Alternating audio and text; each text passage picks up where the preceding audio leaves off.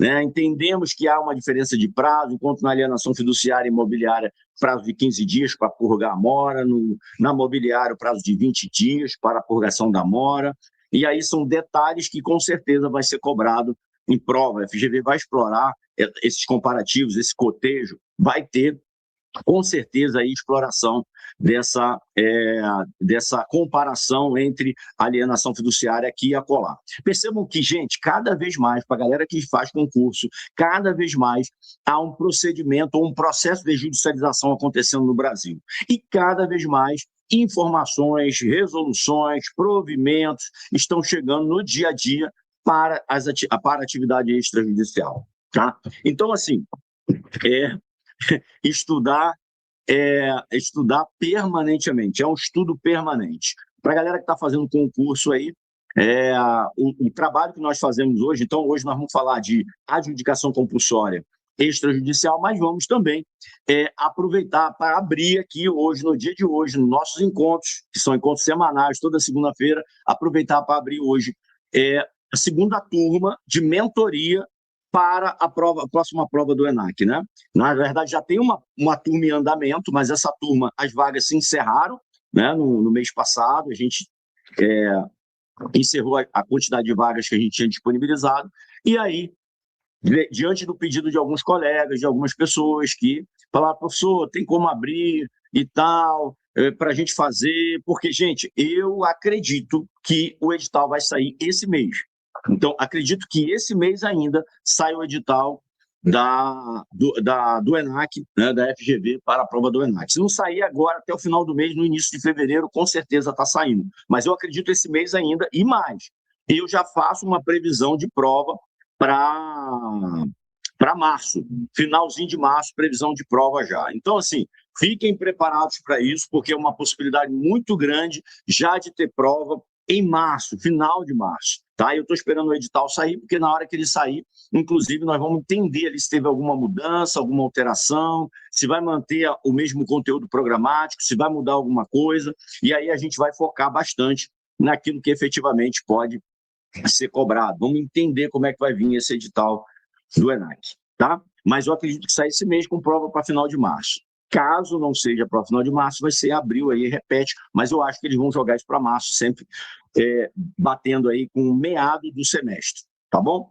Então, a gente está abrindo uma nova turma hoje vai abrir o carrinho, inclusive a equipe já está aqui preparada para dar aí um desconto especial, um valor especial para quem quiser entrar nesse preparatório, nessa preparação junto com a gente, nessa mentoria, onde depois eu vou mostrar aqui um bannerzinho para vocês sobre isso, sobre como efetivamente vai acontecer. Mas a gente vai falar mais lá para o meio, no intervalo, né, da aula, vai ter um intervalo para os comerciais.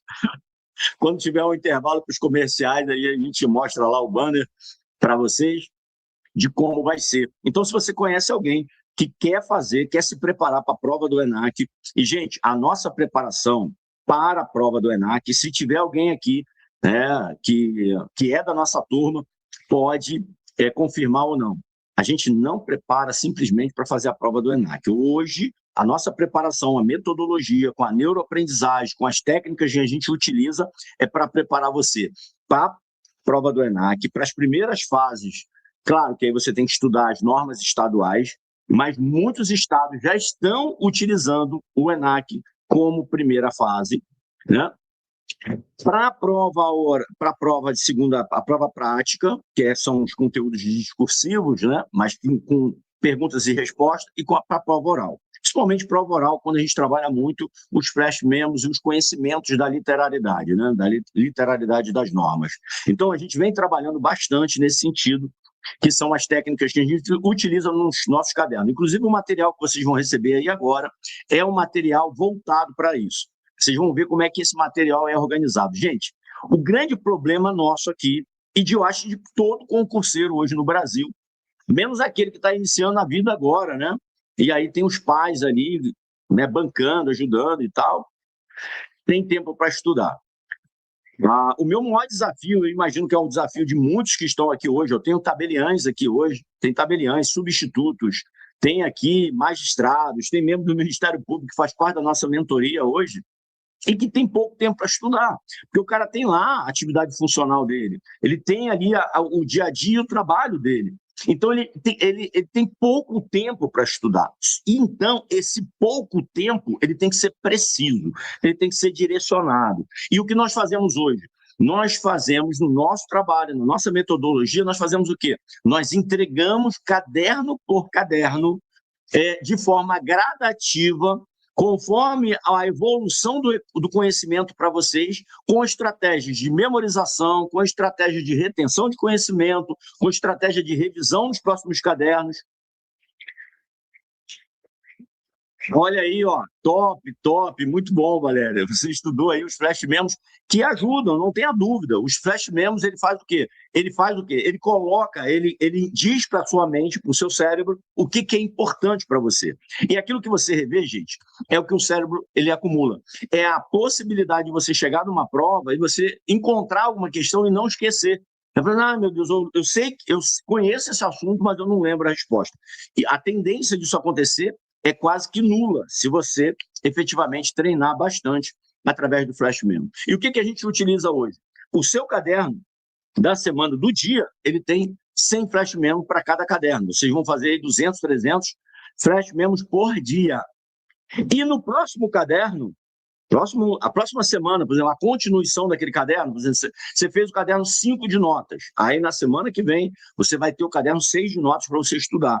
Ali já vai ter 50 flash memos do conteúdo do caderno anterior. Que é para quê? Fazer o seu cérebro entender que aquele conhecimento lá, ele é importante para você. Aquilo que você estudou lá é importante para você. E aí ele traz de volta e retém. A questão toda, gente, e aí, sendo bem objetivo com vocês, técnicas de estudo. Gente, eu sempre tive muito pouco tempo para estudar. Imagina alguém que resolveu se preparar para cartório. Eu comecei a estudar para cartório, eu tinha 43, 44 anos. 44. E eu botei como meta que, no máximo em 6 anos, com 50 anos, eu já estaria num cartório com uma remuneração que eu não precisasse fazer mais concurso. Suficiente para me dar qualidade de vida. Agora, imagina, em 6 anos, começando do zero em cartório. Por quê? Porque a questão do cartório é o direito notarial registral. O direito notarial registral, ele é complexo, ele é profundo, ele tem nuances, ele tem regulamentações. Muitas vezes o que vale hoje não vale amanhã, já mudou tudo. Então é estudo constante. E não foi fácil. O que eu tive que fazer? Montar estratégia. E essa estratégia que eu montei para o meu estudo, que em 6 anos eu conquistei o cartório do meu sonho, o cartório que eu queria, e aí depois eu vou falar com vocês, não é só escolher, achar o cartório que você queria, mas também você aplicar uma gestão de qualidade no teu cartório para que ele consiga aí dobrar faturamento e você consiga crescer. E na escolha também, você tomar muito cuidado na escolha, porque a escolha vai definir muita coisa, é o que faz a diferença, efetivamente. Então, gente, vamos lá. Adjudicação compulsória, eu vou botar aqui para vocês agora, compartilhar com vocês o caderno, que já está disponível aí, já foi mandado para vocês. Deixa eu entrar aqui rapidinho.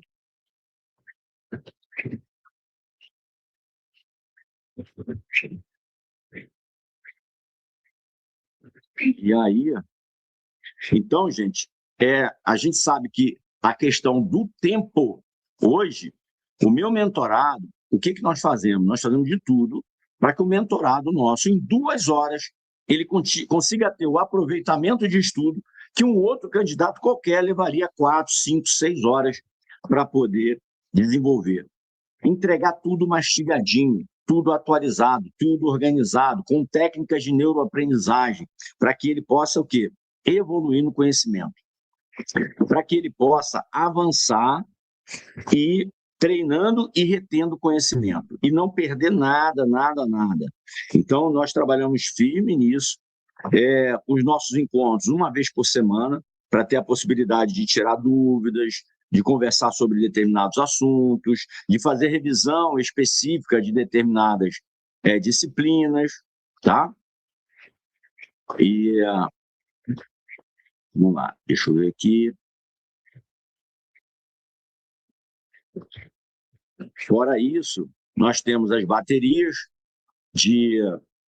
Então, esse é nosso caderno de hoje, tá, gente? Nosso caderno de hoje, ele é composto aqui de 30 páginas, tá? 30 páginas, e usando a técnica que a gente sempre utiliza no nosso caderno. A primeira técnica que a gente utiliza é o quê? A abordagem teórica.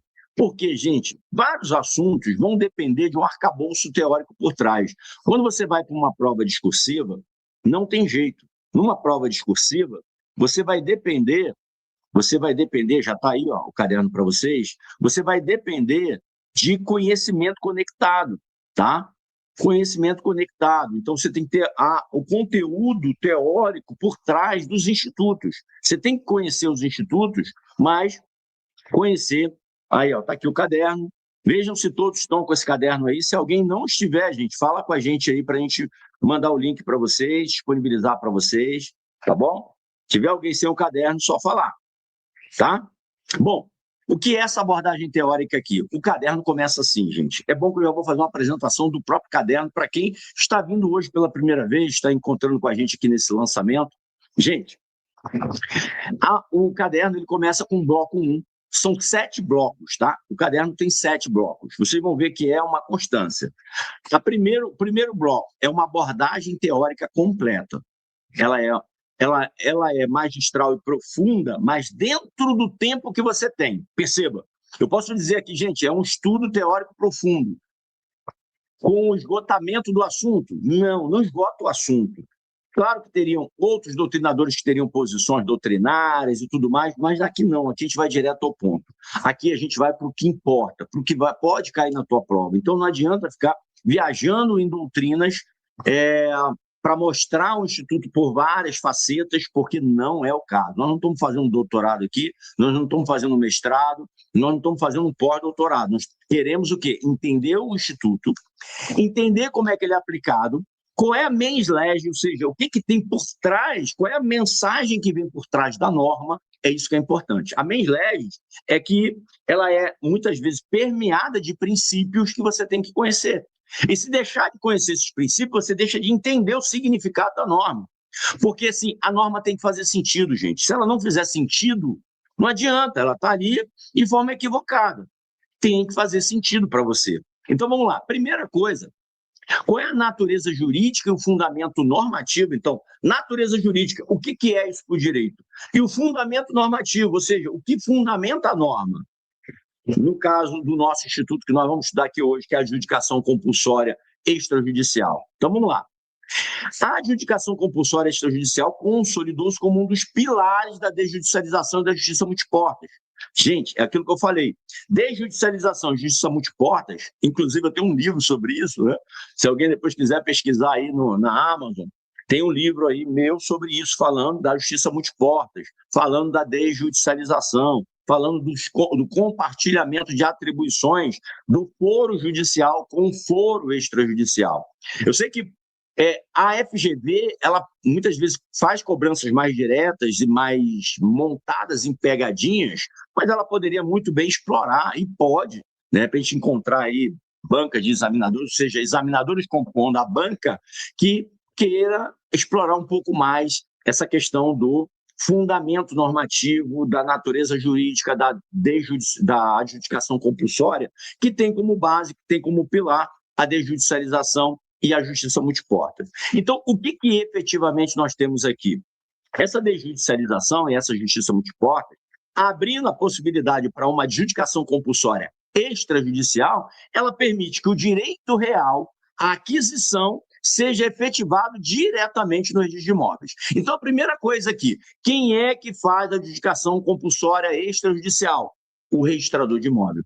Quem é o competente por decidir na adjudicação compulsória extrajudicial? O registrador de imóveis, tá? É ele que vai fazer o processo extrajudicial. É um processo, professor? É um processo, mas não é extrajudicial? Sim, um processo extrajudicial, onde se garante contraditório, onde se garante ampla defesa. Perceba que os princípios constitucionais da ampla defesa, do contraditório, ele tem que estar presente nos processos extrajudiciais também. Ok? E aí o que a gente tem? A gente tem que o direito real à aquisição, ele vai ser garantido por um procedimento ou por um processo extrajudicial. E como é que é esse procedimento, professor? Qual é o fundamento legal dele? O fundamento legal dele está lá no artigo, o fundamento legal dele está lá no artigo 216b, né, que foi incluído lá na lei 6.015, tá? Então coloca aí, tá? O artigo 216b, que foi incluído lá na 6.015 pela lei 14.382, ok?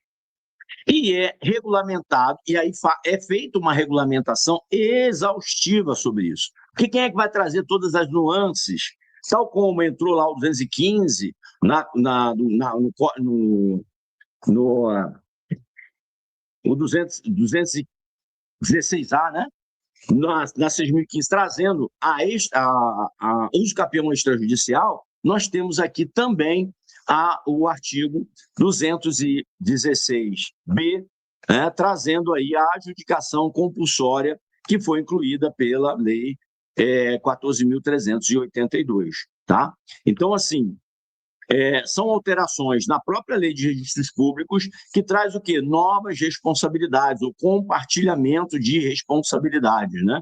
Então, você tem lá a que traz a uso capião, a 216A que traz a uso capião, e você tem a 216B que traz a adjudicação compulsória extrajudicial. E aí, percebam, são institutos distintos,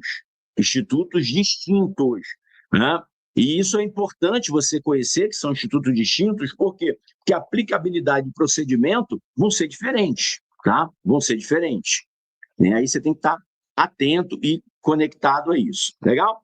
Então, a regulamentação tanto da uso capião extrajudicial como da adjudicação compulsória extrajudicial foi feita pelo Conselho Nacional de Justiça, tá? Hoje, regulamentado no provimento 149, mas, por exemplo, a uso capião extrajudicial estava no 65, a adjudicação compulsória veio através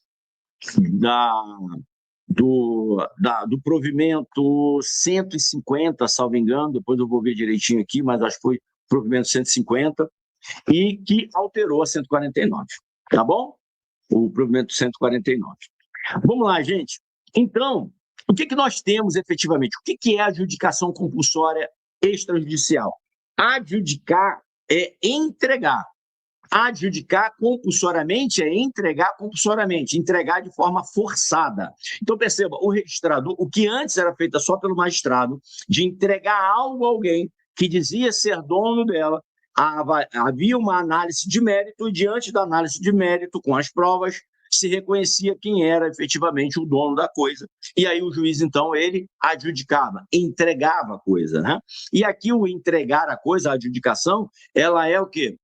Ela na adjudicação imobiliária, que aqui é imobiliária, vocês vão ver que só pode ser feito esse procedimento para bens imobiliários, ele vai ser feito pelo registrador. Então, o que nós temos? Atos e negócios jurídicos admitidos. Quais são os atos e negócios jurídicos admitidos para adjudicação compulsória extrajudicial? Podem dar suporte tanto promessa de compra e venda. Quais são, então, os atos e negócios jurídicos que podem ser objetos de adjudicação compulsória? Promessa de compra e venda ou promessa de permuta, ok? Promessa de compra e venda, promessa de permuta. Além de cessões e sucessões. Além de cessões e sucessões, tá? Então, você tem cedente, você tem cessionário, tá? E você tem as sucessões. Desde que não haja direito, melhor dizendo, de arrependimento exercitável. Olha aí, você tem que tomar cuidado, inclusive, com essa palavra aqui. Isso aqui é muito importante, porque pode virar pegadinha na prova de vocês. Ah, professor, o quê? Exercitável. Porque pode ter, em tese, pode ter direito de arrependimento em cláusula, num contrato que você vai, num negócio, num ato, num negócio jurídico, em que vai haver o procedimento de adjudicação compulsória extrajudicial? Pode, desde que ele não seja exercitável. Então, perceba, Pode ser promessa de compra e venda, pode ser promessa de permuta, cessão, sucessão, desde que não haja direito de arrependimento exercitável. Por quê? Se tiver direito de arrependimento, mas não for exercitável mais, pode haver adjudicação compulsória? Pode. Quando não seria mais exercitável? Quando o prazo para exercício já ultrapassou. Digamos que tem uma forma de carência. Eu posso exercer o arrependimento em 12 meses, 3 meses, 6 meses. Ou então o adimplemento tenha sido o quê? Total. Se houve já o adimplemento total, né, e a carência, que uma cláusula de carência para o arrependimento já passou, ela não é mais exercitável, ok? Então guarda isso, esse exercitável ele é importante, porque, gente, é uma pegadinha. Digamos que a FGV tire esse exercitável. Bota assim, desde que não haja cláusula de arrependimento ou direito de arrependimento. Só isso não basta. Claro que uma coisa é muito importante. Gente, FGV, ela tem não só FGV, várias bancas de concurso. Quando você olhar para uma questão e você vê que naquela questão você identificou algo, você identificou questões corretas. Está correto. Você tem mais de uma questão correta ali. Você tem mais de uma correta. Você tem que olhar para o enunciado. O que efetivamente o examinador quer? Que talvez a opção esteja correta, mas não é isso que ele está te pedindo. Primeira coisa. Segunda, de repente você acha a opção correta, mas uma está mais correta que a outra. Uma cabe exceção, a outra não cabe exceção. Então, se uma cabe exceção, a outra não cabe exceção, espera aí. Uma, ela tem ali um contraditório, então você tem que tomar cuidado. Por quê? Você vai ter que buscar a menos errada ou a mais correta. Se você tem duas corretas e tem uma que deixa dúvida, então ela está fora, você descarta ela e vai para outra. Por mais que no recurso depois você possa brigar no recurso. Por mais que você possa brigar no recurso. Mas você viu que... Porque você tem que olhar, gente, o examinador com a cabeça de examinador. Na hora que você está fazendo, você tem que olhar, mas o que o cara quis fazer de pegadinha aqui? Eu acho que ele quis fazer isso. E aí você tem que olhar para aquilo e identificar que ali tem uma pegadinha. Se você conseguir aferir que as demais estão erradas, identificar os erros, ok. Uma que é certa, mas não é tão certa, opa, elimina essa também e fica com a mais certa. Então aqui pode ser, digamos que lá o cara não botou exercitado. É objeto de recurso depois? Objeto. Mas se tem uma mais certa, ok, marca aquela. Se não tem a mais certa, você vai nessa, aceita essa como correta, por mais que você saiba que tem um exercitável ali. Para quê? Para não ficar brigando com a banca depois, né? Tem um ditado que diz, você quer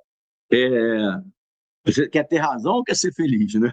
Então ali você entende que o examinador errou, mas você tem que evitar a briga lá na frente, porque senão no recurso você não ganha o recurso e aí vai ficar aquela coisa ruim, né?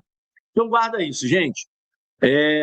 Bota aí, nota de exceção. Guarda isso aí, tá? Na nossa conversa de hoje, no nosso diálogo de hoje. O arrependimento não obsta a adjudicação se o imóvel for fruto de parcelamento do solo urbano e ou de incorporação imobiliária com prazo de carência decorrido, tá? Isso, inclusive, está no 440B. Deixa eu puxar aqui para vocês, tá? Deixa eu ver se eu consigo colocar ele aqui. E aí é importante vocês terem também algumas coisas que assim, será que é isso mesmo, professor?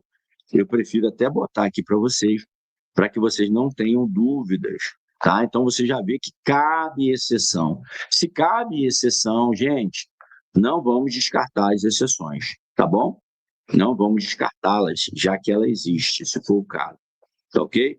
Então vamos lá, 440B, tá?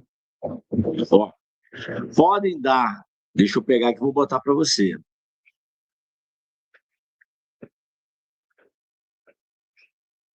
Ó, vou botar aqui para vocês. Ctrl+C,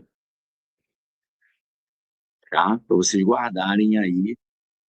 Vou colocar aqui o próprio texto da lei, tá? Ó, o 440, parágrafo único. Tá aqui, ó. O direito de arrependimento exercitável não impedirá a adjudicação compulsória se o imóvel houver sido objeto de parcelamento do solo. Ó, do mesmo jeito que está ali. Artigo 2º da lei 766, 6766, né, que é a lei de parcelamento do solo, ou de incorporação imobiliária com prazo de carência já decorrido. Da mesma forma como está ali, foi incluído pelo provimento, está aqui o provimento 150, foi isso mesmo. O provimento 150 é o provimento que traz aí a regulamentação, tá? A regulamentação da adjudicação compulsória extrajudicial, ok? Então guardem isso aqui, tá? Guardem isso daí como objeto para vocês estudarem. Legal? Esse aqui é o próprio 440 que já está aqui. Legal? Agora, quem tem legitimidade, professor, e aqui também tem bastante nuances, quem tem legitimidade e capacidade processual para poder requerer a adjudicação compulsória extrajudicial? A legitimidade ativa, ela é ampla, ou seja, o interessado jurídico, aquele que tem interesse em que ela seja realizada, ele vai ter legitimidade. A legitimidade ativa, ela é ampla, abrangendo. Quem é que a regulamentação diz que abrange? O adquirente, o transmitente, isso é muito importante, porque as pessoas muitas vezes imaginam que quem é que vai solicitar a adjudicação compulsória extrajudicial? O adquirente. Mas não é só o adquirente. O transmitente também, ele pode querer resolver essa situação. E o comprador está inerte. E ele quer tirar, por exemplo, o imóvel do nome dele. E aí, como o comprador está inerte e não faz a transferência, né, ele pode entrar com esse pedido de adjudicação compulsória extrajudicial. Perceba, é para obrigar quem vendeu, mas também obrigar quem comprou.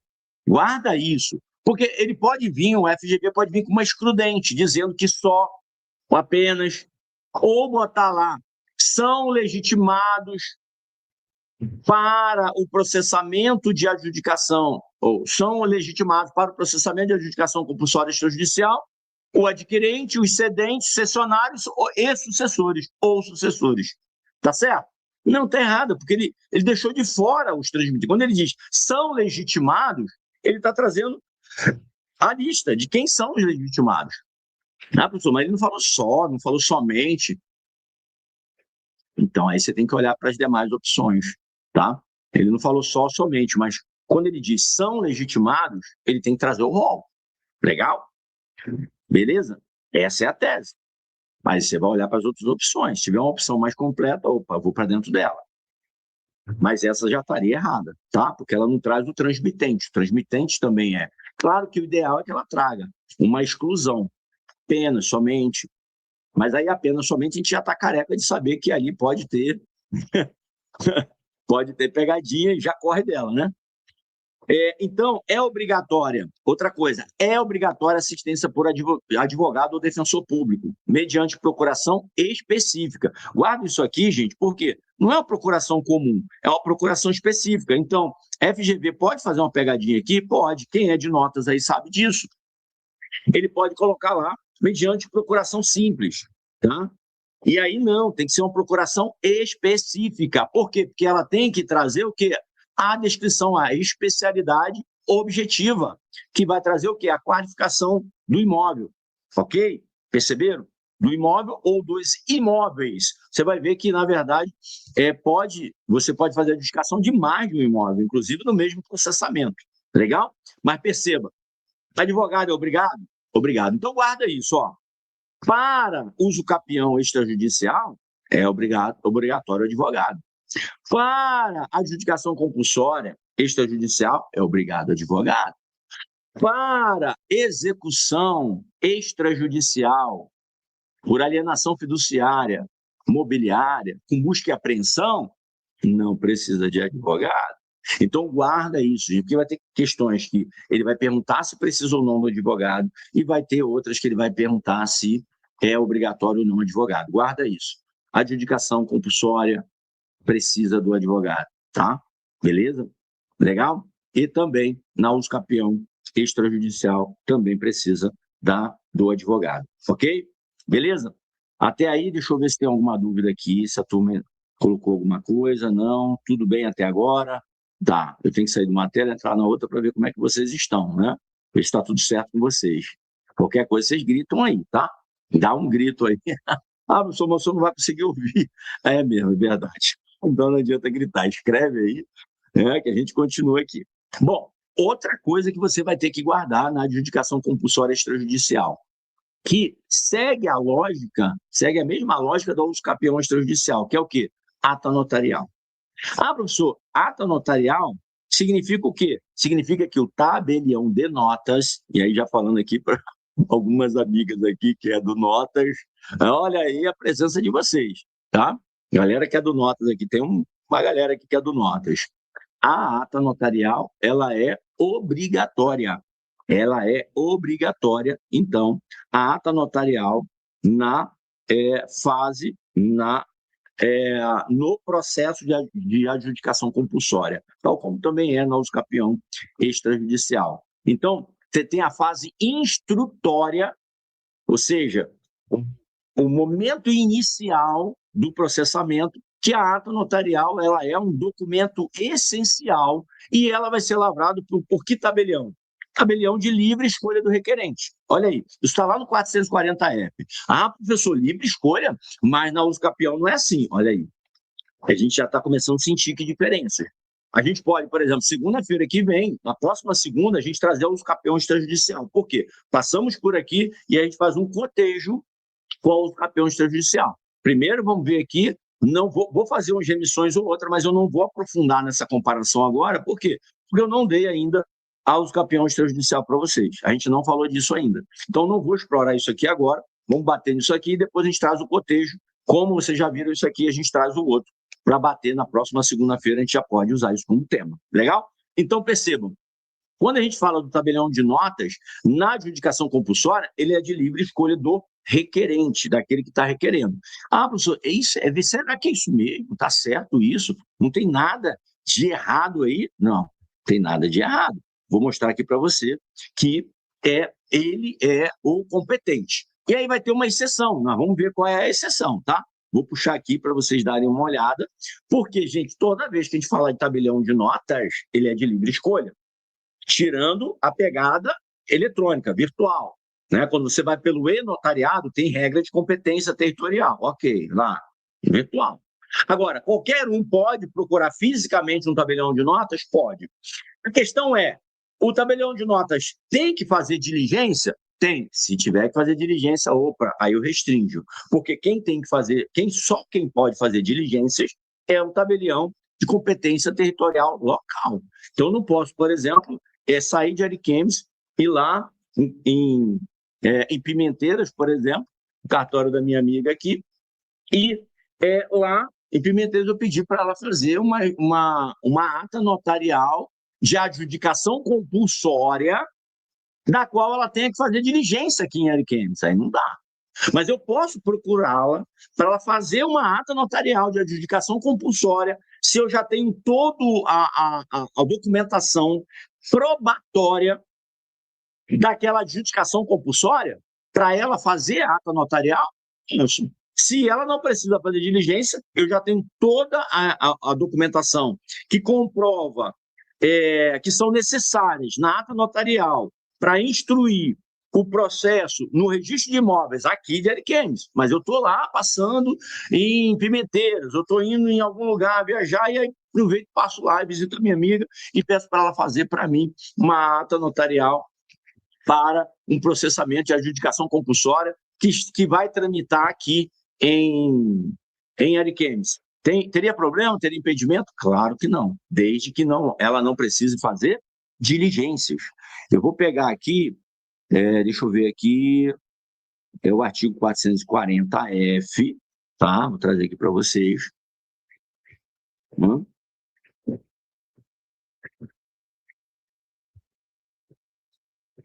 Ó. Então, guarda isso. Ó. Guarda isso aqui, tá? O 440F do Código Nacional de Normas, ele diz o seguinte: a ata notarial será lavrada por tabelião de notas de escolha do requerente. Tabelião de notas de escolha do requerente. Então, o requerente que vai escolher. Cuidado para você não ser pego aí na prova com essa questão. Salvo, olha aqui, salvo, olha o salvo aí. Salvo o quê? Salvo, vou botar o salvo em vermelho, porque é uma exceção, né? Proibição, salvo se envolver diligências no local do imóvel, respeitados os critérios postos lá no 8 e no 9 da 8935 e observados, no caso de ata notarial eletrônica, ata notarial eletrônica, se ela for feita pelo e-notariado, eletronicamente, aí a coisa muda de figura. Por quê? Porque vai ter que seguir as regras de competência territorial de que trata o Código Nacional de Normas.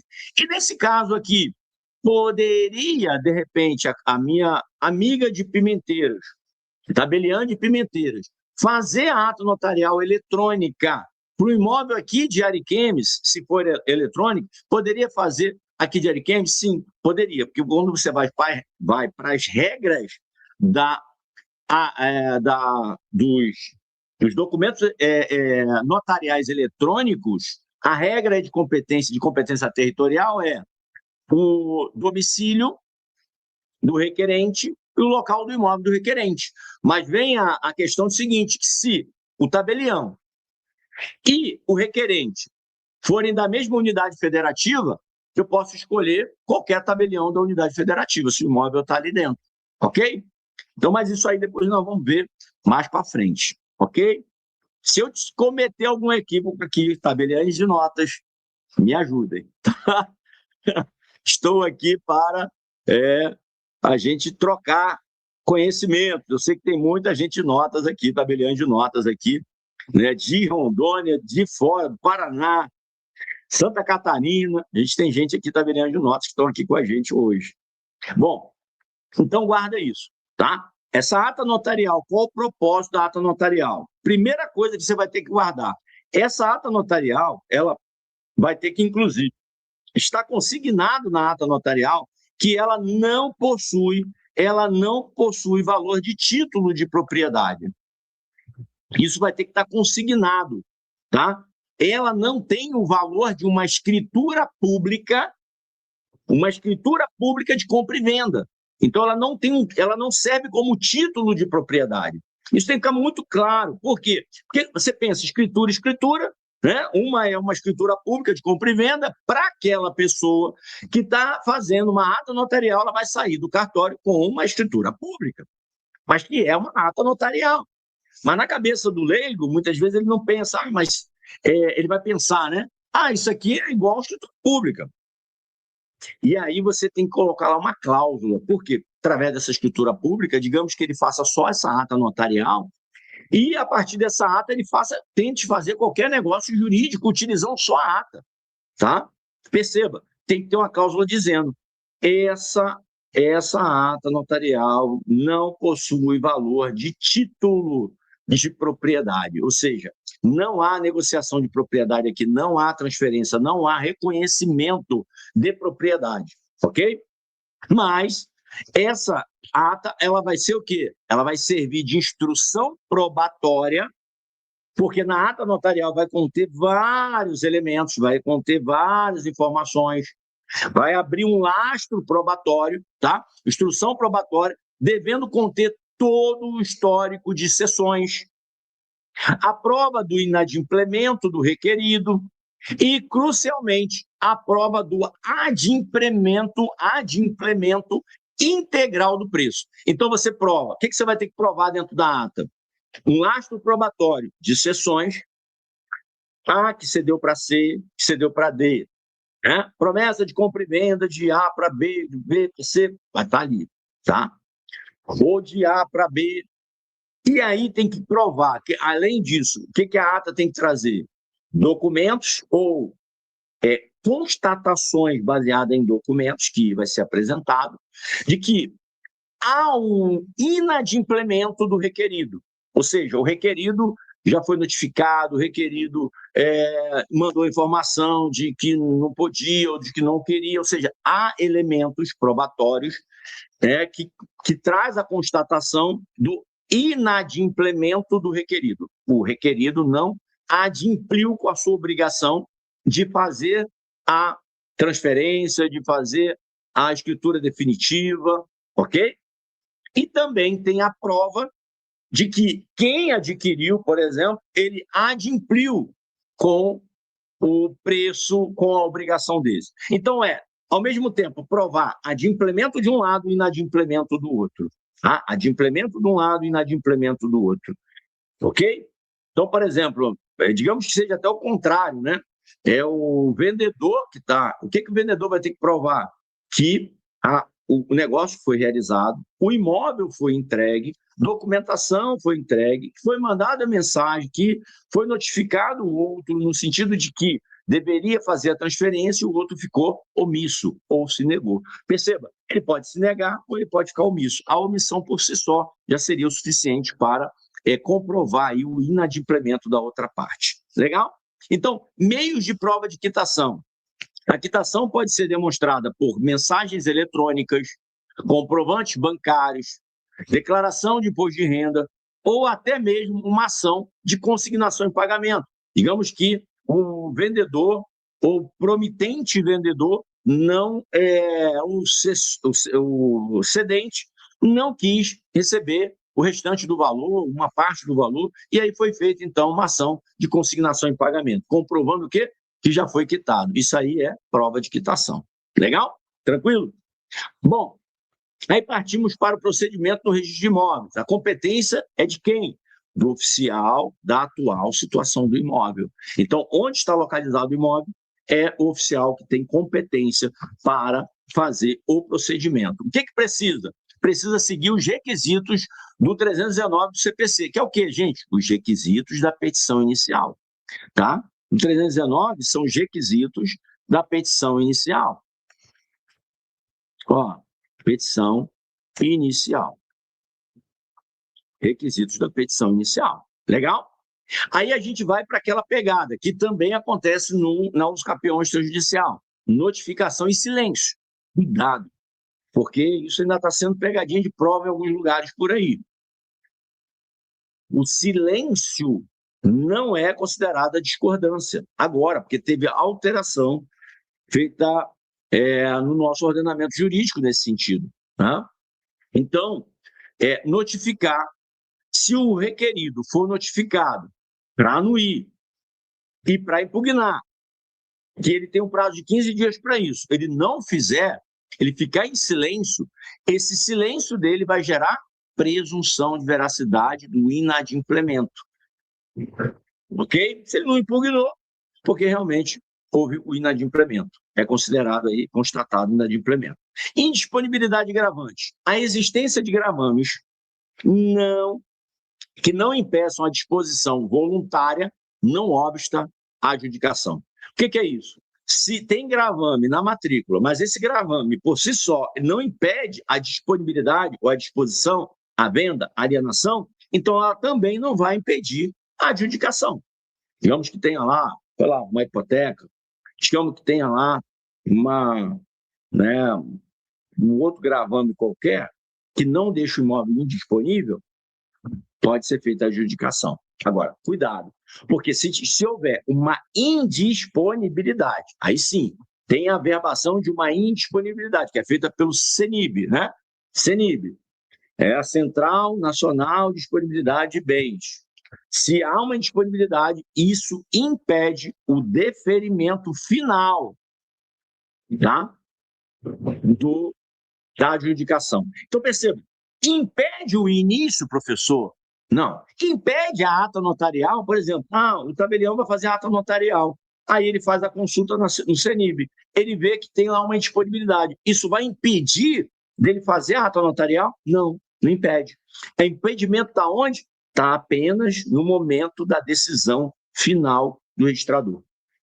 O registrador, para dar a decisão final dele, para adjudicar o bem, não pode ter indisponibilidade. Professor, está onde? Está no 440 AB. Vamos ver aqui. 440 AB. AB ou H? Espera aí, deixa eu ver aqui. AH. Não é AB, não. AH. Ó, vou pegar aqui AH para vocês. Ó, vou colocar aqui.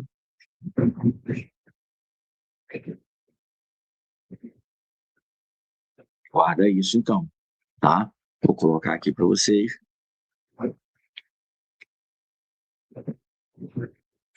Ó, aqui. Ctrl I. E vou colocar aqui em destaque, tá? Então, ó, guarda isso. A indisponibilidade não impede o processo de adjudicação compulsória. Ok, o processamento não, o processo não. Mas o pedido será indeferido ao final, caso não seja cancelado até o momento da decisão final do oficial de registro. Então, no momento final do processamento, na hora dele dar o parecer dele final, no momento dele decidir finalmente pela adjudicação compulsória e a verbação e o registro na matrícula do imóvel, naquele momento ele vai verificar se há indisponibilidade ou não. Tem disponibilidade na matrícula? Tem. Então, a indisponibilidade vai impedir, ele vai indeferir por esse motivo, inclusive.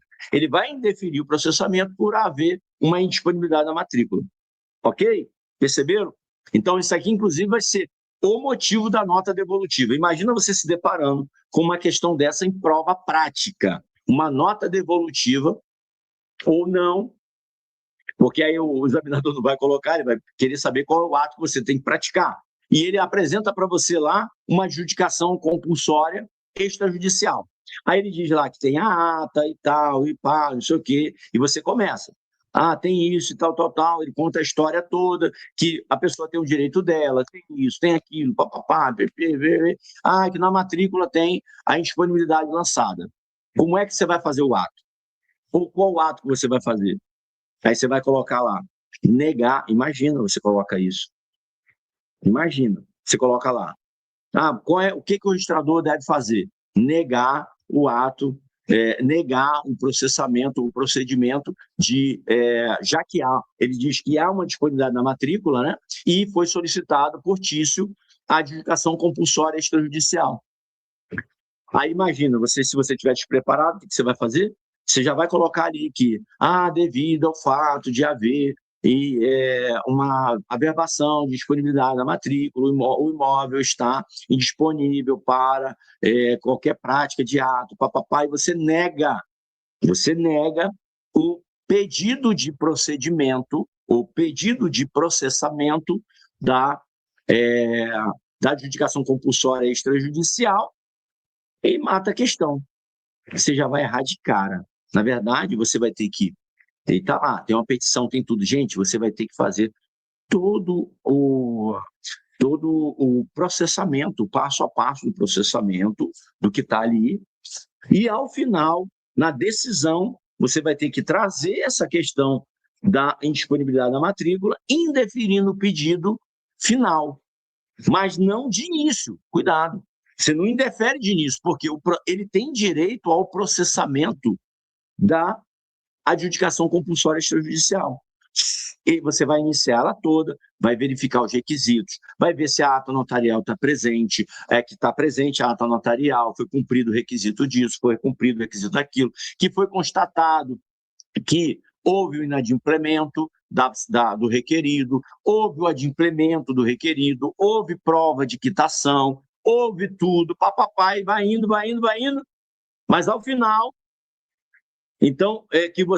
ao final, no momento de você dar sua decisão final, você vai dizer que, apesar de todos os requisitos estarem cumpridos, foi constatado que, ao final do processamento, encontra-se averbado na matrícula uma indisponibilidade, a indisponibilidade do bem, no processo tal, papapá, você vai lá qualificar como é que chegou aquela indisponibilidade. Por esse motivo, então, indefiro o pedido de adjudicação compulsória extrajudicial. Perceberam, gente? Imagina numa prova prática, é isso que você tem que fazer. Se você indeferir de cara, você já errou a questão, perdeu a questão. Por quê? Porque a norma é bem clara, ela diz que caso não seja cancelada, então você pode inclusive colocar isso, que há uma disponibilidade prevista na matrícula e que ao final desse processamento, no dia foi constatado que a disponibilidade não havia sido cancelada ainda conforme determina o artigo 440-AH do Código Nacional de Normas. Por esse motivo, então, o pedido é indeferido. Ponto. Aí, quer dizer, agora se você faz de cara, você já perdeu a questão. Ok? Deixa eu ver como é que está aí o bate-papo. Está tudo bem. Deixa eu ver aqui se está tudo certo com vocês. Nenhuma dúvida até agora. Professor, fiz uma ata e procuração com poderes especiais e enviei para o seu WhatsApp, caso alguém precise. Ó, que legal, tá? A lei aqui, ó, gente, a lei já mandou aí para a gente uma ata e uma procuração com poderes especiais, tá vendo? E enviou para mim, olha aí, que legal, tá? Então, gente, se alguém quiser, eu já peço aí a minha equipe para enviar para vocês, tá? Enviar. Caso alguém queira, eu já vou mandar o modelinho. Ó. Ali já tem aí o modelinho da ata e a procuração com poderes especiais para isso. Legal? Top, Ale. Muito obrigado aí pela generosidade, né, gente? A generosidade dos colegas, de estar compartilhando material, compartilhando conhecimento. Isso é muito, muito legal. Muito bom. Tá? Então, vamos lá. Estamos aqui. Ok. Falamos, então, dessa questão, tá? Que eu entendo que ela é crucial para a gente não ter risco aí de errar se cair na prova para a gente, ok? Então, ó, raciocínio clínico, falência e recuperação judicial, isso aqui também é interessante, tá, gente? Vamos guardar isso aqui.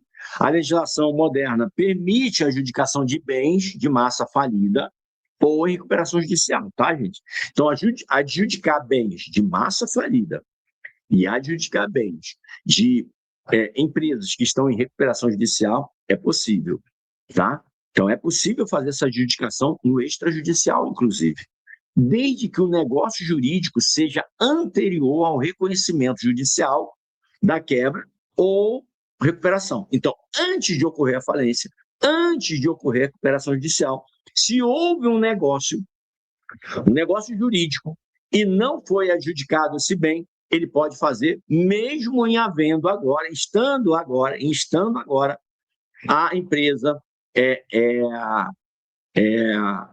uma situação de massa falida ou estando em recuperação judicial. Isso está no 440, no nosso Código de Normas isso também foi regulamentado, tá? No 440-AK, tá? Ele traz essa possibilidade aqui, eu já vou botar aqui para vocês também, tá? Para a gente guardar isso aí, fixar, por quê? Gente, é questões bonitinhas que a FGV ama, essas questões a FGV ama, não é isso? Ela ama essas questões, tá? E a gente não pode perder essas questões, tá? Então, falou lá de massa falida, falou de recuperação judicial. Pode, professor, haver a adjudicação compulsória extrajudicial, mesmo a empresa estando em recuperação judicial? Pode, desde que o negócio tenha ocorrido antes. Legal? Eu preciso levar isso ao judiciário? Não, não. Olha aqui, ó. É passível de adjudicação compulsória o bem da massa falida, contanto que o relativo ato ou negócio jurídico seja anterior ao reconhecimento judicial da falência, ressalvado o disposto no artigo 129, 130, tá? Lá da Lei de Falências, ok? Então, perceba, gente, perceba. É possível, cuidado, porque a FGV vai trazer assim, no caso lá de massa falida, não é possível haver adjudicação compulsória extrajudicial necessitando de provimento judicial. É errado, beleza? Então é isso que você tem que guardar. Você pensa, peraí, Pacha, tem um juízo da falência, né? Então tem um juízo da falência, tem uma massa falida. Isso está na mão do judiciário já, então não pode fazer adjudicação compulsória extrajudicial. Pode sim, desde que o negócio jurídico tenha ocorrido o quê? Antes, desde que o negócio jurídico tenha sido anterior ao reconhecimento judicial da falência, ok? Então fiquem ligados, espertos quanto a isso, tá bom? Beleza? Bom, agora nós vamos para o fichamento. Então, a estratégia nossa sempre é assim. Primeiro vem a parte básica, a gente trabalha a parte básica, e depois nós vamos para o fichamento. O que a gente faz no fichamento, gente, no nosso caderno, que é o bloco 2? Lembra que eu falei que o nosso caderno tem 7 blocos? Isso eu estou falando para quem não é aqui da nossa turma já de mentoria, né? 7 blocos, nós estamos no segundo agora. Então, o primeiro é teórico, segundo agora. E veja que o teórico é um teórico cirúrgico. Aqui não tem teórico viajando na maionese, não. Teórico cirúrgico, é o que importa, é o que cai na tua prova, é o que vem nas opções, é o que você vai ser cobrado. A gente não pode perder tempo. Gente, você que tem pouco tempo, não dá. Imagina, quando eu comecei a estudar para cartório, gente, 40 e poucos anos de idade, é filho, é isso, é trabalho, e não é fácil, né? Então a gente tem pouco tempo para estudar, e esse pouco tempo ele tem que ser utilizado de forma cirúrgica, para o que é importante. Outra coisa, no nosso ENAC agora, essa turma que a gente está abrindo agora, esse processo de 60 dias já vai ser diferente dos 120. Nós iniciamos uma turma com 120 dias, que está vendo efetivamente as 3 matérias mais importantes: notarial registral, constitucional e civil. Essas daqui são os pilares da prova do ENAC: notarial registral, civil e constitucional, nessa ordem. 60%, 14% e 9%. Sabe quanto dá aqui? Essas 3 disciplinas só, de 10 disciplinas que caem no ENAC, só aqui tem 83% da prova. Gente, por que eu vou ficar estudando mais 7 disciplinas se eu tenho 83% aqui? Eu posso focar nelas, aprofundar nelas e acertar aí 80% delas. Se eu acerto 80% de 83, 8 vezes 8, 64. Pronto. Eu estou com 64%. Nosso primeiro ENAC, muita gente aprovada nessa estratégia. Nós só focamos nessas 3 disciplinas, de hora que a gente só tinha 30 dias. Quando nós fomos para 60, nós ainda acrescentamos mais disciplinas, mas continuando com foco aqui. O foco são essas 3. Então, vocês, por exemplo, o pessoal que está 120 dias comigo, nós estamos estudando essas 3 e mais 3, são 6. Só que aqui está 83%. E aqui tem mais 12%. Ó. Tem 3 disciplinas aqui que são 12%. Veja que é muito insignificante em relação a essa. Mas, como nós estamos num estudo maior, de 120 dias, e esses 12% em outros concursos estaduais, ele acaba tendo um pouquinho mais de peso também, que é o que aqui, professor? Tributário, administrativo e empresarial. Tributário, administrativo e empresarial. Que são disciplinas que eu domino, né? Eu fui professor da Universidade Federal do Rio de Janeiro, lá eu fui professor de Direito do Estado. Direito do Estado. Direito Público. Então lá eu era professor de administrativo, constitucional, tributário, administrativo, constitucional e tributário. Administrativo, constitucional e tributário. Ó, direito público.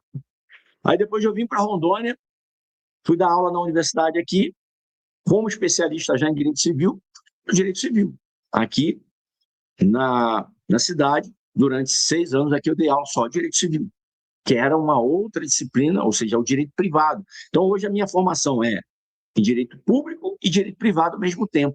Então, notarial, constitucional e civil, olha aqui, o direito público que entra nesses 83% aqui é mais o constitucional. O direito notarial registral também. O direito notarial registral ele é bem público, né? E aqui o constitucional. E o civil, que conecta o tempo todo aqui. Então, é uma mescla de público com privado. Então, essa turma que vai iniciar semana que vem, onde nós estamos abrindo o carrinho agora, abrindo o carrinho hoje para vocês, nós vamos focar nesses 83%, que é o que vai te aprovar. Mas nós vamos disponibilizar também para vocês todos os cadernos do ENAC 120, de 120 dias, que eu dei tributário, administrativo e empresarial. Então, todo esse conteúdo aqui, vocês vão receber apostilas. Nós vamos pegar esses cadernos e vamos colocar em sistema de apostilas para vocês, ou até mesmo de cadernos, tá? Nós vamos disponibilizar para vocês. Mas perceba, professor, o que o senhor aconselha em termos de foco daqui para frente? Essas 3. Ah, mas eu domino bastante notarial registral. Então, você pode pegar as outras. Pode pegar, tranquilo. Aqui você vai aperfeiçoar e vai aprofundar. Constitucional, civil e constitucional também tem que aprofundar. E essas daqui você vai pegar o que importa. Mas o foco está onde? Nesses 83%. E esses 12% nós vamos dar para vocês. Porque, gente, nós temos daqui, essa turma que está iniciando agora, vai iniciar no dia 19, eu entendo que tem aí 2 meses pela frente de estudo só. Vai sair o edital com a prova para 2 meses, tá? Vai ser assim, não tenha dúvida. Sai o edital com a prova no máximo em 60 dias. Você vai ter 60 dias para mais ou menos para estudar. E nós esperamos que essa turma agora está programada para terminar no meado de março. Por quê? Se a prova for no final, a gente ainda vai ter 1 ou 2 semanas para revisão. Pegar firme, revisão. Vamos trabalhar em cima disso, tá? Revisão. Mas agora, qual o projeto? É você iniciar hoje. Hoje não. Hoje é só o carrinho, né?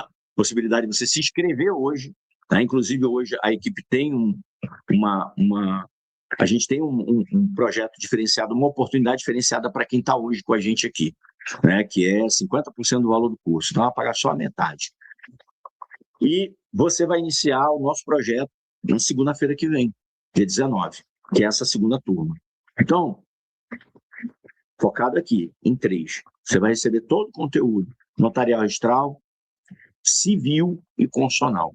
E nesses encontros aqui, são mais cadernos. Só para você ter ideia, só de material aí, de cadernos que você vai receber, nossos cadernos na faixa de 30 páginas, você vai receber 150 cadernos com 30 páginas. Professor, 150 com 30 vai dar, meu Deus, 4.500 páginas. Mas você vai estudar ao longo do tempo e dessa forma aqui, didática. Nada de ficar lendo coisa que você cansa. Aqui não cansa, porque aqui a gente monta estratégia. Vocês estão vendo aqui, por exemplo, que eu trouxe o conteúdo teórico, mas eu não esgotei ele na teoria. Quando eu chego no fichamento, eu vou trazer mais coisinha no fichamento que eu não botei na teoria. Por quê? Para não te cansar. Você não vai ver tudo lá, não vou esgotar lá, vou trazer para cá. E aqui também, no fichamento, eu não vou te dar tudo, vou deixar algumas coisas lá para o Flash Memo. Então, quando você pegar o Flash Memo, vai vir coisa nova para fortalecer a tua neuroaprendizagem. Legal? Então, aqui, ó, regra de ouro que você não pode esquecer nessa nossa adjudicação compulsória. Nunca haverá adjudicação extrajudicial sem advogado. Primeira regra de ouro, não existe adjudicação compulsória extrajudicial sem advogado, tem que ter. Segunda regra de ouro, já vou botar aqui dentro mesmo, também não haverá adjudicação compulsória sem advogado, e ainda vou botar aqui, e sem ata, vou botar aqui, ata notarial. Gente, é regra de ouro isso aqui. Sem advogado e sem ata notarial. Nunca. Guarda aí. Tá? Não é possível. Ah, professor, não dá para ir direto? Não. Não. A ata notarial ela vai instruir o procedimento. Ok? O princípio da especialidade mitigado aqui. Há uma possibilidade, está lá no 440F do Código Nacional de Normas, que é uma mitigação do princípio da especialidade. Gente, o que é o princípio da especialidade? A especialidade você tem 2 possibilidades. Objetiva, que é do objeto. Subjetiva, que é da pessoa. Então, pessoa e objeto são especialidade, princípio da especialidade. Ela tem que ser precisa. Eu tenho que descrever minuciosamente um objeto, que é o imóvel. Eu tenho que descrever minuciosamente a pessoa, tá? Por quê? Que é chamada de qualificação. Então, na qualificação, eu tenho que fazer a especialidade. Isso aqui, o 440F, ele pega um procedimento que também tem no protesto, ligado ao quê? A uma possibilidade de você não ter todos os elementos de especialidade, mas esses elementos serem suficientes para você ter segurança na identificação do bem ou na identificação das partes. Você não tem todas as informações, mas você tem o quê? Elementos suficientes para identificar. Por exemplo, um cancelamento no protesto. Eu dou uma viajada rápida aqui no protesto. Chega um título no protesto para eu cancelar. Uma carta de anuência no protesto. Isso pode cair em prova, inclusive, para você. E lá, na carta de anuência, tem um dígito que está errado do título. Um dígito do título que está errado. Ou seja, a qualificação objetiva, a qualificação olhando para a especialidade objetiva, ela está comprometida. Por quê? Porque é um dado ali que não está batendo. Mas, com aqueles dados ali, com mais a qualificação subjetiva, com mais os dados que estão no meu sistema, eu consigo perceber, ter a certeza e segurança de que aquele título é aquele que está no meu sistema. Não tem outro, não existe outro protesto de nada. Ali é o quê? Um erro material. Na hora de fazer a carta de anuência, eu vou mandar a pessoa de volta para fazer a carta de anuência, reconhecer firma, trazer para mim novamente. Não, eu posso aproveitar. Então, existe essa possibilidade também no protesto diante de um cancelamento. Se você tem segurança, se houver segurança na identificação daquele título, aquele título você conseguiu identificar ele, conseguiu conectar ele com as partes, com o devedor, com o credor, com aquele que está solicitando o cancelamento, é possível fazer o cancelamento se você tem segurança nesse ato. Aqui é a mesma coisa. Então, o 440F, olha o que ele trouxe para a gente. Olha aqui, que interessante, gente. Olha que interessante que ele trouxe. Ele trouxe a possibilidade de você mitigar a especialidade objetiva. Olha aqui, ó. Peraí, deixa eu ver aqui.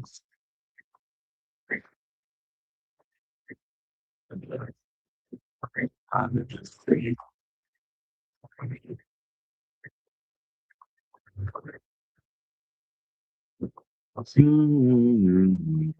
Deixa eu ver aqui. Onde é que está?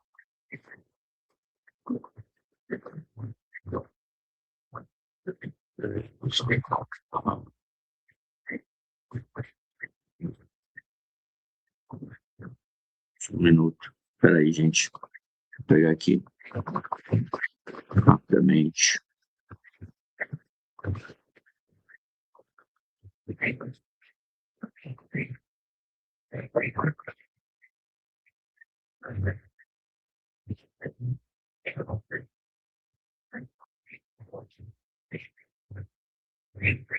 É um minutinho, então, vamos lá. Deixa eu ver aqui onde está, porque...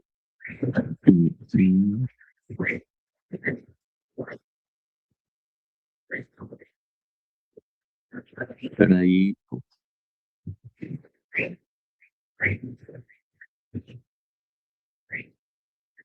440, acho que não é, espera aí um pouquinho.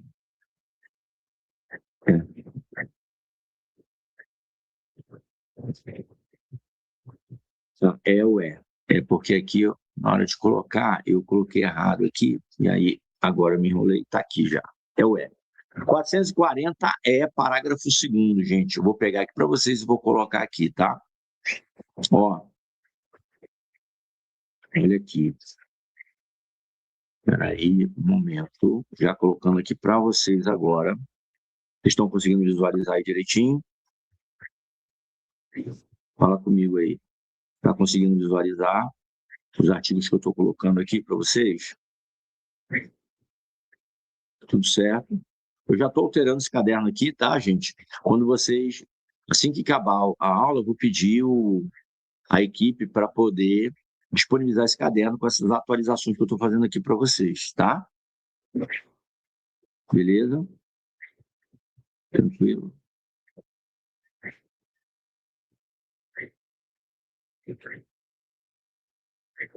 Bom dia. E o caso real? Ah, legal, Ale. Muito bom. Foi de um caso real que vocês fizeram lá, né? Ah, que bom. Show de bola. Show de bola. Então, vamos lá. Aí, ó, a equipe até trouxe aí o TJ Bahia, agora abriu o concurso, né? E vai adotar o ENAC como critério, né? O ENAC como a prova preliminar, né? Vai usar a própria ENAC como prova preliminar.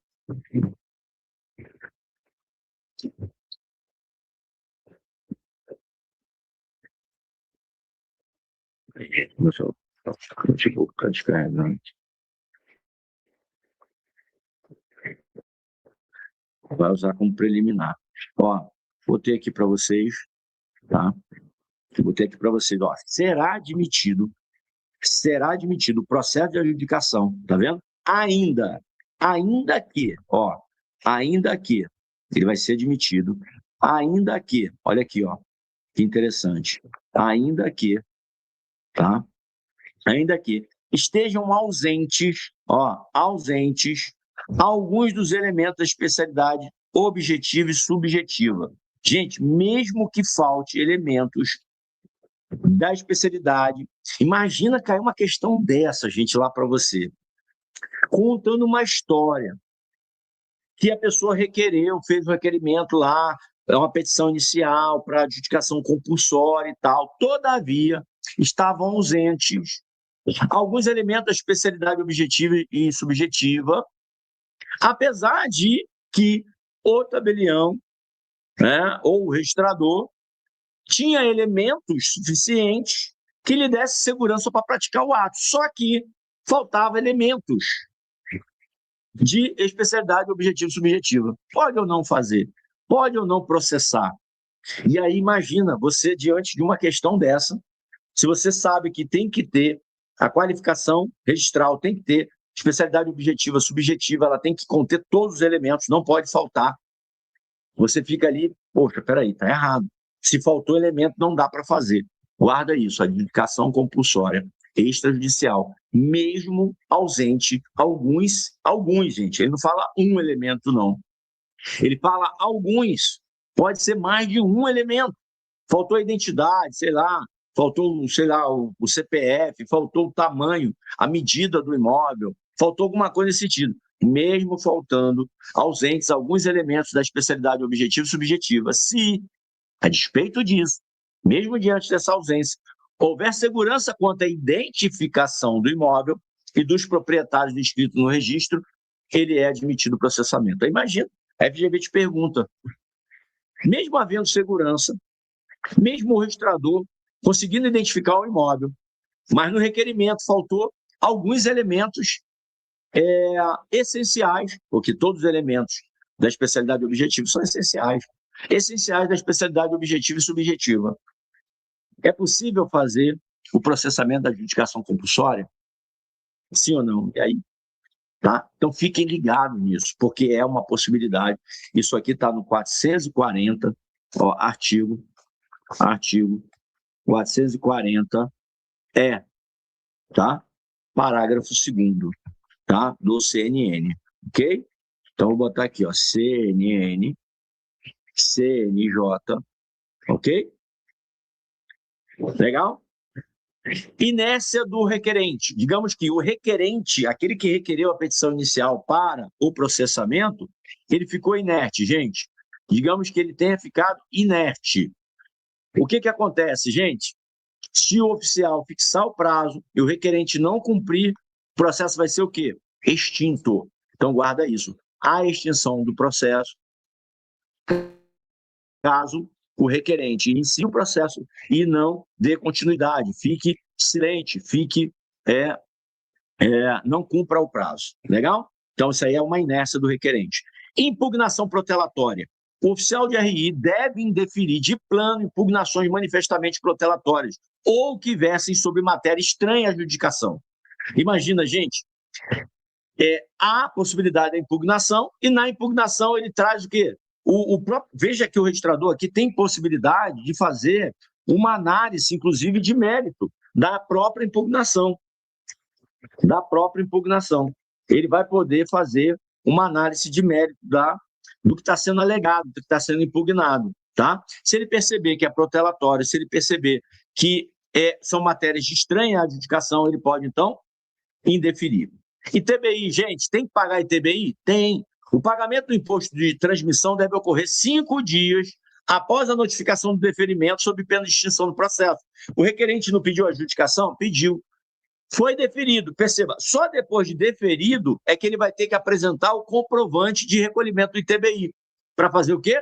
O registro. Legal? Não haverá registro, não haverá a adjudicação compulsória se ele não apresentar o recolhimento do ITBI. Ok? Beleza? Interatividade de vias. Perceba, a pendência de processo, e aqui é interessante, porque é diferente, isso aqui agora que eu vou falar, ele é diferente lá da busca e apreensão, da execução extrajudicial, e a execução extrajudicial mobiliária, por exemplo. Lá ele diz o seguinte, que não pode ter processo, não pode, o processo tem que ser extinto, tá? E com homologação judicial. Aqui, o que pode fazer? Veja, interatividade de vias.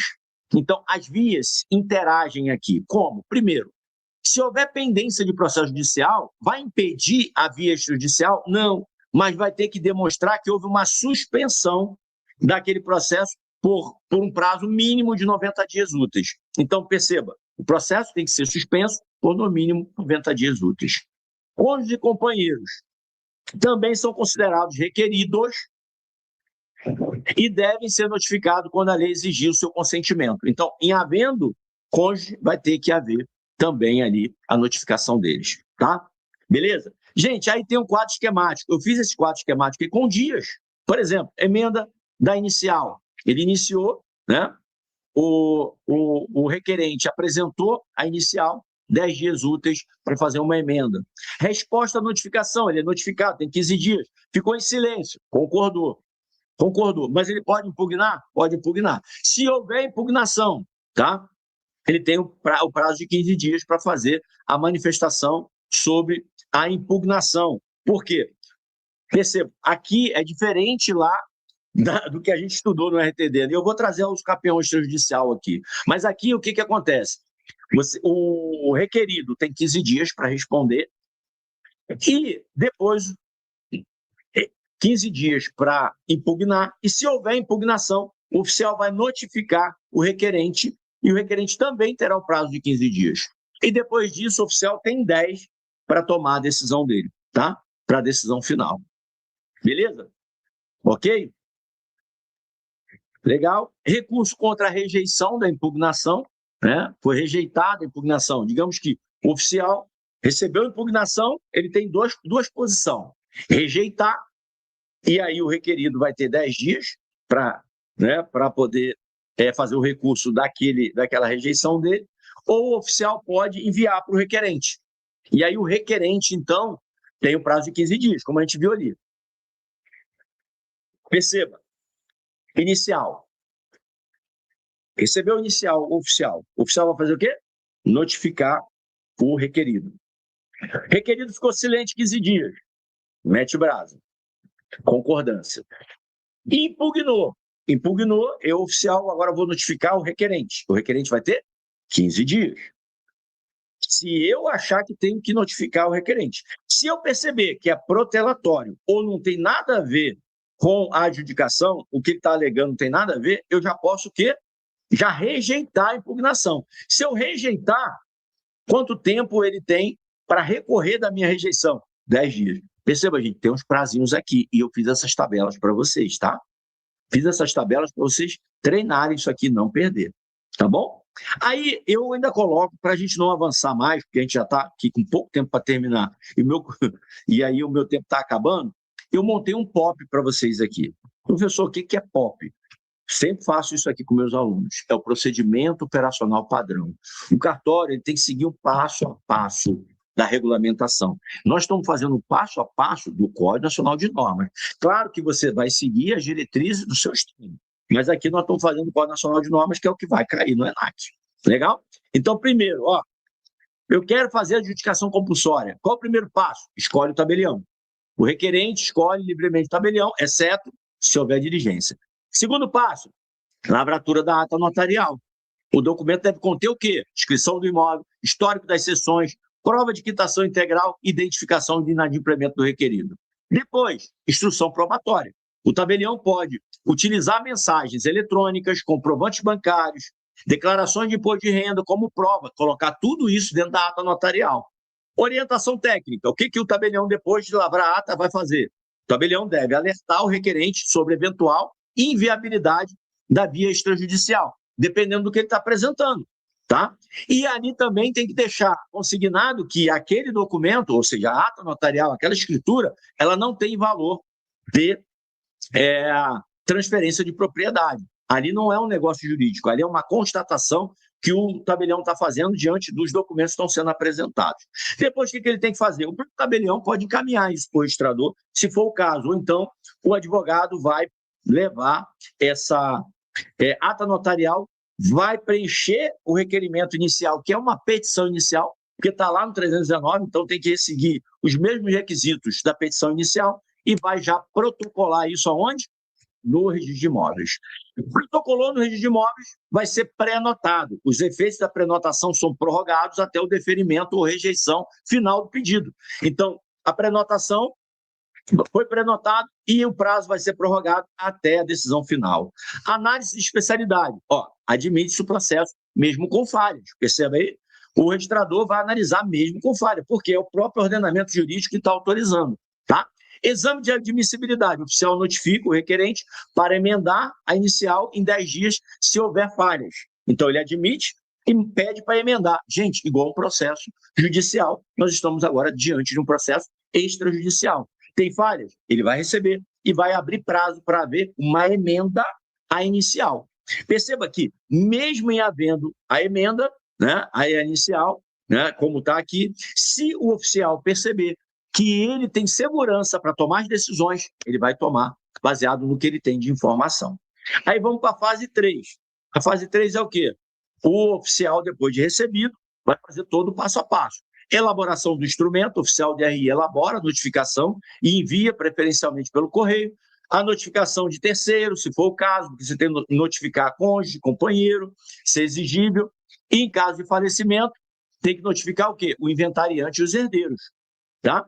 Prazo para resposta, então ele vai colocar lá o prazo de 15 dias para anuir ou impugnar. Se tiver silêncio, presume-se a veracidade do inadimplemento. Quarta fase, decisão e registro. Tratamento da impugnação, se houver impugnação, o oficial pode tentar conciliar, inclusive, ou mediar antes de decidir, chamar as partes, né, para poder fazer uma mediação. Perceba, isso já está autorizado pelo Código de Normas, tá? Beleza? Essa mediação seria um ato de mediação e conciliação praticável no cartório para mediadores e conciliadores. Isso aqui é uma autorização legal para o próprio registrador fazer essa mediação e conciliação dentro do processo. Tá? Filtro de impugnações, o oficial deve, então, indeferir, se ele perceber que a impugnação ela é manifestamente protelatória ou estranha, né? Deferir a tributação, deferimento de tributação após o deferimento, né? O requerimento de 5 dias, tá? O requerente tem 5 dias para poder comprovar o recolhimento do ITBI, e aí finaliza, então, a adjudicação. Perceba, gente, que isso aqui é o POP, é o passo a passo que a gente vai apresentando aqui para vocês, né? Vocês entenderem aí como é que efetivamente ele funciona. Legal? Bom, e aí nós temos aqui na parte de baixo, tá? Aí eu coloco aqui algumas coisas para vocês darem uma olhada, né? Vocês conhecerem um pouco mais essa questão do fluxo. E eu trago aqui os flash memos. O flash memo são 100 questões de flash memo. Todo o nosso caderno tem 100 questões. Geralmente, as 50 primeiras faz uma revisão do caderno anterior. E as 50 últimas é do próprio caderno. Eu aqui botei 100 questões, 100 perguntas e respostas só de adjudicação compulsória extrajudicial. Para quê? Para você treinar. Você treinar, né? Porque só o treinamento é que vai fazer com que você combata a curva do esquecimento. Gente, aqui a minha esposa é neuropsicóloga, né? Então, todo o nosso trabalho aqui, ele não é só de conhecimento. Eu não vou trazer aqui para você só conhecimento, eu tenho que trazer técnicas para que você retenha o conhecimento. É retenção de conhecimento. E a retenção de conhecimento, ela só acontece com o quê? Ela só acontece com o combate ou com o ataque à curva do esquecimento, porque o nosso cérebro, ele tende a fazer seleção mesmo. Seleção do que é importante e do que não é importante. O tempo todo ele vai estar fazendo isso, tá? O tempo todo ele vai estar buscando fazer uma seleção natural do que é importante para a gente e do que não é importante. Legal? Tranquilo? Bom, gente, uma outra coisa que eu vou já apresentar aqui para vocês também. Deixa eu ver aqui, está aqui.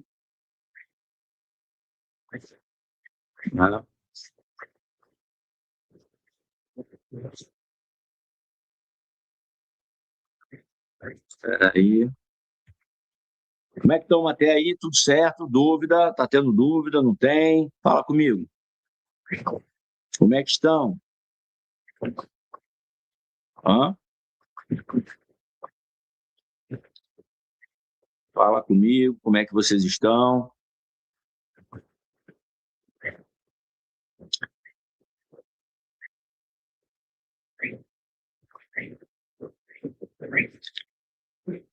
Hã?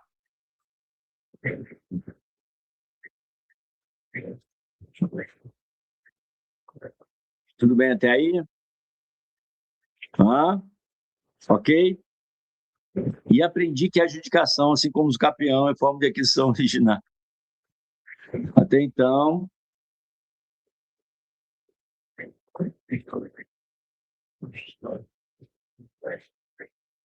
é aí que tá, né, Weller?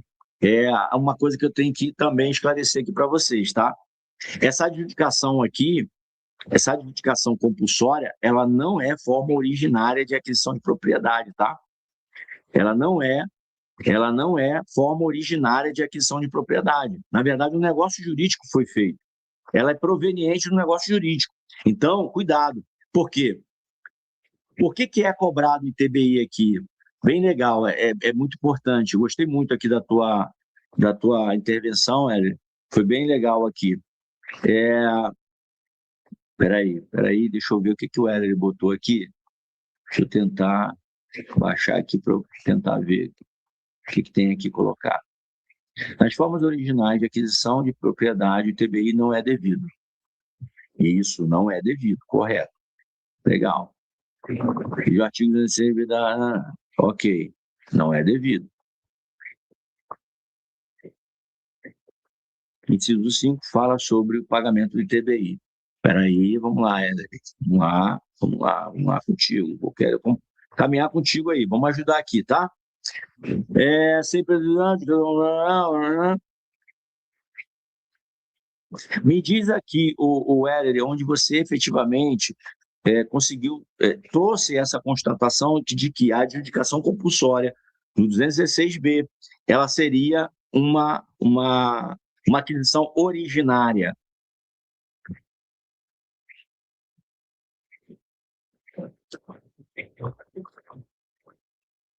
Deixa eu ver aqui onde você botou aqui. Ah, não, foi a lei que botou. Ah, desculpa. A lei que botou aqui. Tá, peraí. Confundi aqui. Nas formas originárias de aquisição de propriedade, o ITBI não é devido. Correto? Correto. Não é devido. Você botou alguma coisa antes, Lélia? Fiquei na dúvida agora, porque tem tanta mensagem aqui, eu me enrolei. Fala sobre o pagamento do TBI. Até então, eu acreditava que em todas as formas originárias de aquisição, o TBI não era devido. E aprendi que a adjudicação, assim como os campeões, é a forma de aquisição originária.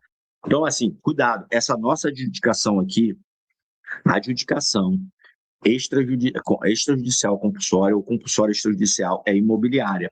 Essa adjudicação, o que é a adjudicação aqui, Ellery? Ela é o quê? A entrega de algo que é um bem móvel, que houve o inadimplemento da entrega pelo vendedor, tá? E isso não é, tá? Então, é uma forma originária de aquisição. O problema é que houve um inadimplemento, tá? É uma forma derivada de aquisição da propriedade, tá? Que, na verdade, a adjudicação não é forma de aquisição. Aí que também é interessante. Vou misturar um pouco mais a cabeça aqui de vocês nesse sentido, tá? Isso, são adjudicações, isso aí. A adjudicação aqui, Heller, só para você entender, não é sequer forma de aquisição de propriedade. A forma de aquisição, ela foi o quê? Um negócio jurídico. Essa adjudicação compulsória é o quê? O juiz, na verdade, percebe que houve um inadimplemento e, diante desse inadimplemento, ele corrige o inadimplemento, tá? Ele toma ali a decisão de afastar a necessidade de anuência do credor, do devedor, do credor, do adquirente, tanto faz quem é, e obrigatoriamente praticar o ato, tá? Então, é uma prática, ou seja, é forçar, obrigar a prática de um ato, entregando a coisa a quem de direito. Mas perceba, ela é derivada de um negócio jurídico. Então, essa adjudicação que nós estamos falando aqui, ela é derivada de um negócio jurídico, tá? A adjudicação compulsória imobiliária extrajudicial, ela é oriunda de um negócio jurídico inadimplido, tá? Seja por uma parte, seja pela outra parte, tá? Houve uma inadimplência aqui. Ok? Até aí? Tranquilo, então? Beleza? Beleza? Tranquilo até aqui? Bom, gente, e aí eu aproveito também agora para mostrar para vocês, a galera que está aí, né, a pedido da minha equipe, vou mostrar aqui para vocês também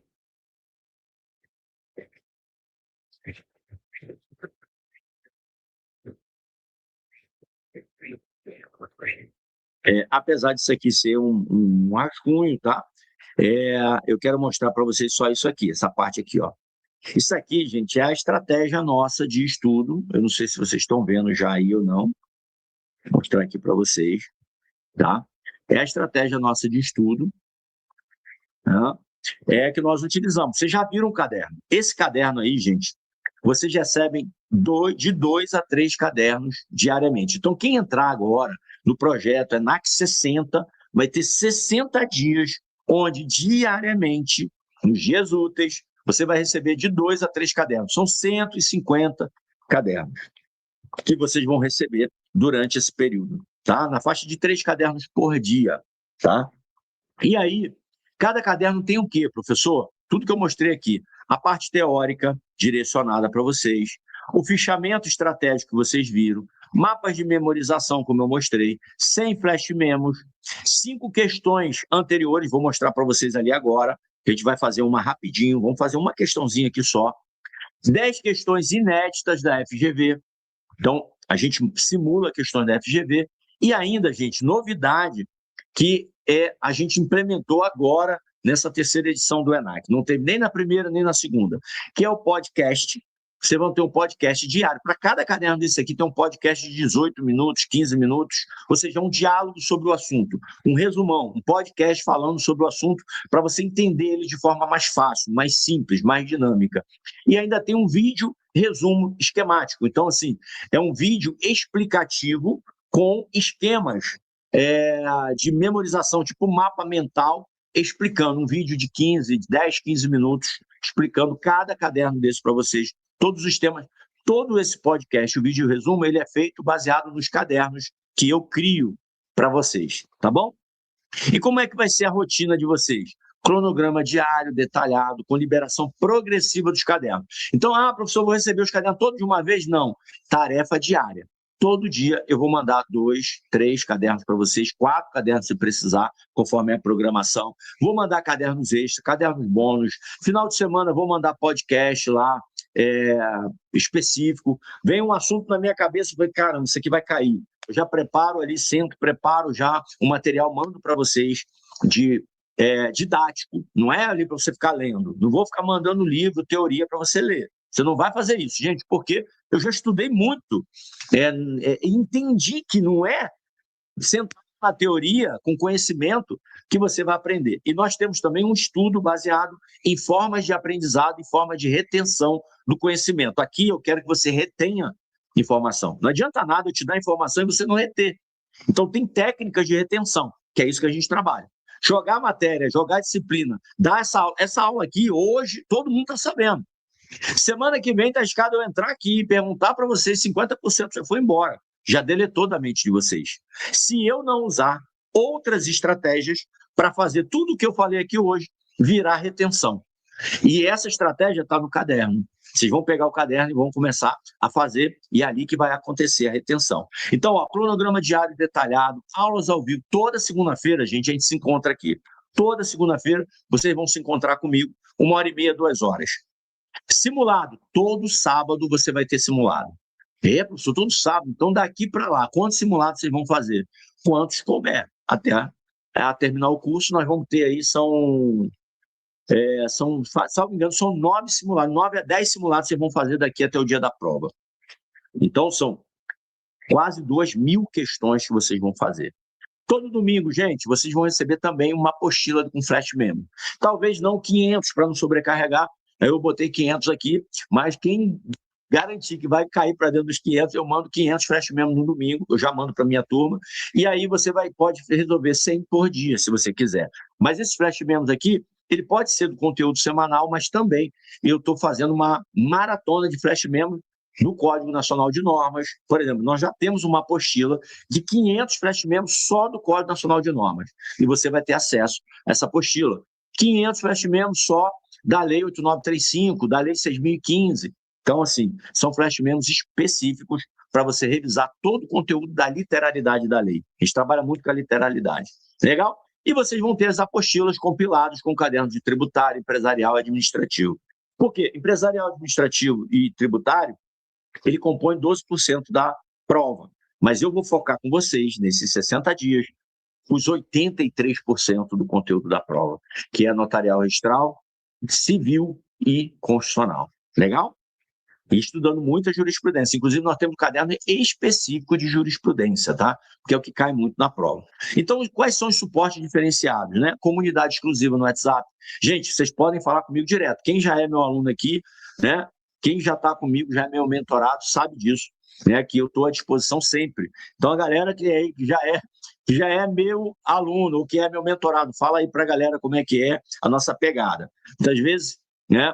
O pessoal manda dúvida lá no meu privado, não tem problema nenhum, pode mandar no meu privado, pode mandar no grupo, e a gente responde. A gente tem equipe pedagógica que fica 24 horas, bem dizer 24 horas no ar. O pessoal vai até 10, 11 horas da noite, não tem problema, né? Plano de estudo estratégico para você, individualizado, baseado na matriz SWOT, que eu faço pessoalmente e envio para você, tá? Leis e normas comentadas, que é o que a gente já faz, isso aí já está tudo no esquema. Tá bom, gente? Então, assim, o ENAC Turbo 60, ele não promete atalhos. O que a gente tem aqui é entrega, direção, método, inteligência estratégica para quem decidiu se preparar com consciência, tá? Então, o acesso à mentoria, ela vai ser por 4 meses. Por mais que seja 2 meses para a prova, mas você vai ficar com o curso durante 4 meses, né? Podendo, então, estar com a gente. E aí, gente, uma condição especial e imperdível para 24 horas. Vai ser liberado um bônus aqui para vocês, né, para quem está presente, inclusive, né, e a equipe já vai colocar aí 50% por 24 horas. Então, o curso a mentoria toda de 1.997, ela cai para 997, 24 horas só. Avisa os amigos, quem está aqui, que se quiser se inscreve hoje ou amanhã no máximo, porque é o prazo que vocês vão ter para ter esse descontão aí, essa oportunidade de pagar 997 só pelo curso, tá? Então aproveite, não perca essa oportunidade, tá bom, gente? Gente, é isso. A minha equipe vai falando com vocês. Vocês têm o WhatsApp aí da equipe. Nós vamos encerrar nosso encontro por aqui, né? Porque nós já chegando, bem dizer, ao final. É um ato executório coativo, professor. Sim, sim. Isso, é compulsório, coativo. A educação compulsória, isso. Ela é derivada, isso. A aquisição é derivada. Isso. Gente, é isso que eu tinha para falar para vocês.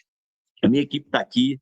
Quem quiser entrar no nosso projeto de mentoria agora, já pode ir divulgando, tá?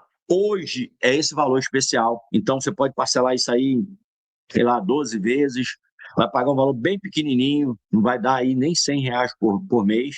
Pode parcelar isso e entrar com a gente para a mentoria para garantir aí as suas aprovações nos concursos de cartório. Nós não preparamos só para o ENAC, nós vamos muito além. Só que o que a gente entrega hoje é o ENAC, para não entrar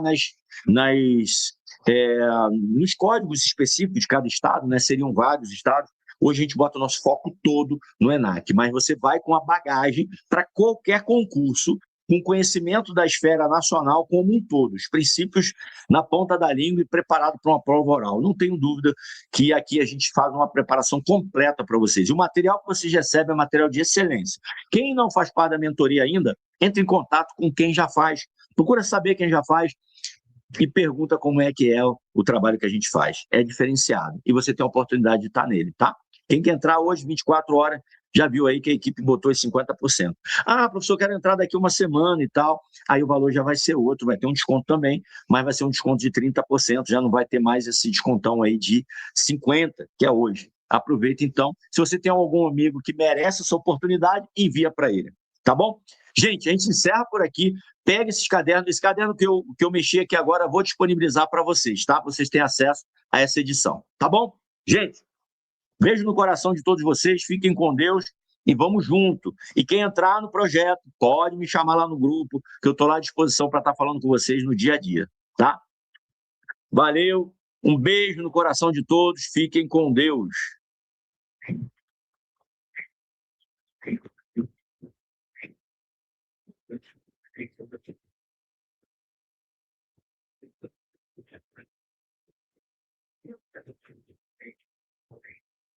Já está o link aí, tá, pessoal? Aproveitem. Tem o link aí já do checkout, com 50% de desconto. Então, quem já tem esse link, pega, aproveita e manda para um amigo, tá bom? Se você tem um amigo meio do coração aí, que você quer que ele aproveite essa oportunidade de entrar junto, aproveita. Gente, obrigado pela presença de vocês, obrigado, Antônio, obrigado, Valéria, obrigado, Alê, Ellery, brigadão aí pela presença de vocês, pelos comentários, pela participação, porque é muito importante o feedback de vocês aqui o tempo todo, né? Com a gente. Obrigado, Maria, Maria Faria, obrigado, Gilda, obrigado, Paulino, obrigado, gente, Sônia, obrigadão pela presença de vocês, Valéria, ó, brigadão mesmo, brigadão aí pela Abigail, obrigado, Abigail, sempre presente, sempre conversando, sempre dando feedback, muito legal. Obrigado, gente, valeu, tamo junto, vamos aproveitando, Fabiana, obrigado também pela presença, tá? Obrigado aí, gente. Marcleide também, obrigado, Marcleide, obrigado aí pelos comentários. O Edson Albuquerque, obrigado também. Obrigado aí pela presença de vocês. Breno, uma galera aqui, gente. Ó, Elaine, brigadão, gente. Brigadão mesmo pela presença de todos vocês aqui com a gente, tá? Então, ó, pega o link, já tá aí, copia ele, manda para um amigo, tá? Vamos aproveitar essa oportunidade, mandar essa oportunidade para a galera. E qualquer dúvida, o caderno já tá. Eu vou disponibilizar agora aqui, eu já fiz a alteração direto na plataforma, já para mandar para vocês, para quem tem acesso aí à plataforma de vocês poderem já baixar o caderno já atualizado com as mexidas que eu fiz aqui, tá bom? Gente, beijo no coração. Valeu!